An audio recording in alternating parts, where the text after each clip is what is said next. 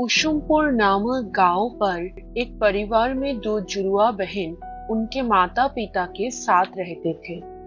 एक बहन नीति और एक बहन मीरा। लेकिन जुड़वा होने के बावजूद भी मीरा गंजी थी।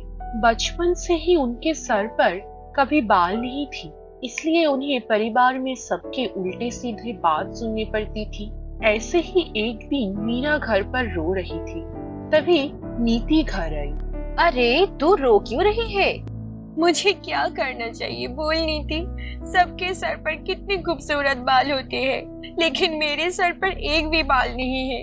तो हर कोई मुझे बात सुनाती है, मुझ पर कितना हंसते हैं। यहाँ इतना हंसी क्यों हो रही है? देखो ना मम्मी, मीरा की बाल नहीं होने के लिए ये रो रो कर मर रही है। नौकरा कर रही है। इस लड़की के जन्म ही क्यों हुआ था? जिंदगी का एक बड़ा बोझ बन गया है। ये लड़की उठ और जाकर तैयार हो ले, आज शाम तेरे लिए रिश्ता आएगा। क्या बोल रही हो मम्मी? तुम मेरे पहले इस लड़के की शादी करवाओगे?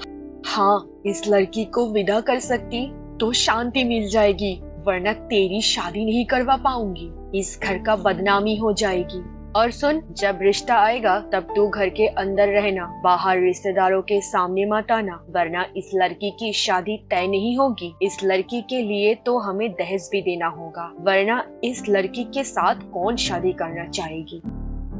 जब रिश्ता आया था तब नीति घर के अंदर बैठी थी, किसी के सामने नहीं आया। मीरा के साथ प्रधान नामक एक लड़का का शादी तय हुआ।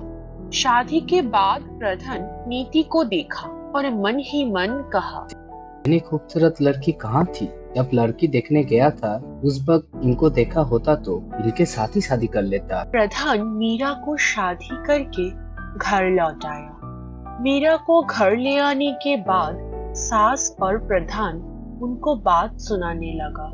ए बहू, जब तुम इस घर में आ ही गए हो तो अब इस घर का सारा काम तुम ही करोगी, समझ गई ना? किसी काम पे गलती हो जाती तो प्रधान मीरा के ऊपर चिल्लाने लगता था।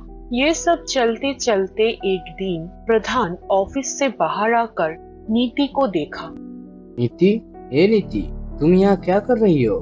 मैं कॉलेज से घर लौट रही हूँ, और आप यहाँ? मैं तो ऑफिस से लौट रहा हूँ। तुम्हें एक बात बताऊं नीति? हाँ बोलिए ना। असली बात यह है कि मैंने मेरे शादी में जब तुम्हें देखा था तब से तुम्हें पसंद करने लगा था। अगर मैंने तुम्हें पहले देखा होता तो तुम्हें ही शादी कर लेता। क्या बोल रही हो आप? सच बात तो ये है कि मुझे भी आप पसंद हो। तब से प्रधान और नीति रोज बाहर मिलते थे और धीरे धीरे इन दोनों का रिश्ता गहरा होता गया।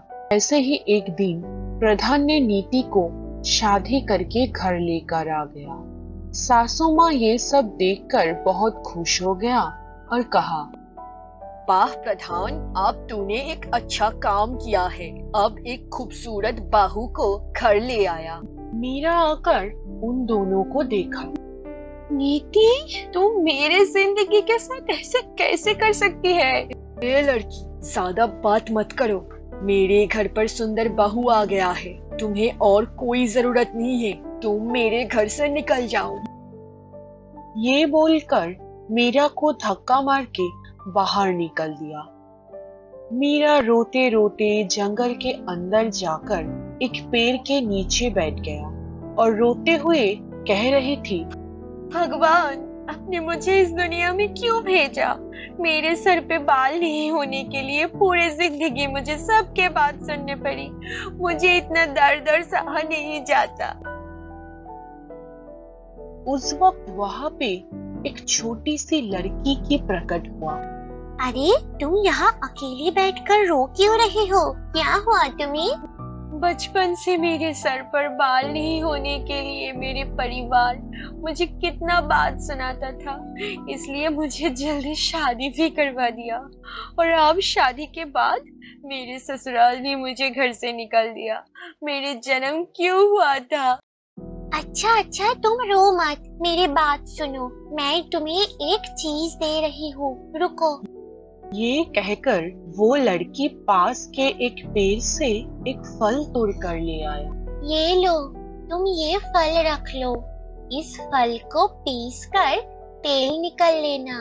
फिर उस तेल को रात में सर पर लगा के सो जाना। देखना, तुम्हारी समस्या की समाधान हो जाएगी। और ये तेल सिर्फ उसी को देना चाहिए जिसको सर पर बाल नहीं है, जिनको दुख तुम्हारी जैसे है। मीरा उस फल को हाथ में लेकर देख रही थी। फिर मुख उठाकर देखते ही देखा कि वो लड़की सामने नहीं थी। मीरा समझ गई कि वो लड़की कोई आम बच्चा नहीं थी। ये जरूर छोटी सी लड़की के रूप में भगवान ही थी। हे भगवान, तुम सच में छोटी लड़की के रूप में मेरे पास आए थे, नए रास्ता दिखाने के लिए। मीरा उस लड़की की बात मानकर उस रत फल से तेल निकाल के सर पे लगा लिया और सो गया। और फिर अगले दिन सुबह उठते ही मीरा ने देखा कि उनको लंबा बाल हो गया। हे भगवान, तुम सच में मेरे साथ हो। इतने सालों बाद एक रात के अंदर इतने लंबा बाल हो गया मेरा। इसके बाद मीरा उस फल से तेल बनाकर एक छोटा सा दुकान दे दिया। और अचानक एक दिन उस दुकान पे प्रधाना नीति आ गया। अरे तुम मीरा हो ना? तुम्हारे इतने लंबे घने बाल कैसे हो गया? हाँ, मैं ही हूँ मीरा। तुम बहुत खूबसूरत लग रही हो मीरा। तुम मेरे साथ घर चलो। क्या तुम्हारे पत्नी होने के बावजूद भी तुम इसे घर ले जाने के लिए बोल रहे हो? और ये कैसी तेल है? ये मैं भी लूंगी। ये कहकर नीति एक तेल का बोतल उठा लिया। नहीं, मैं कभी नहीं घर लौटूंगी। जिन लोगों ने मनुष्य को सिर्फ रूप देखकर विचार करता है, उन लोगों के घर पर मैं कभी नहीं पैर रखूंगी। इसके बाद नीति ने घर जाकर तेल लगा लिया।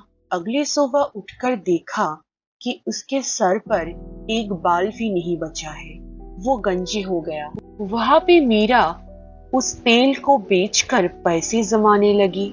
फिर उन पैसे लेकर एक सुंदर घर बनाया और उस घर में खुशी से रहने लगी।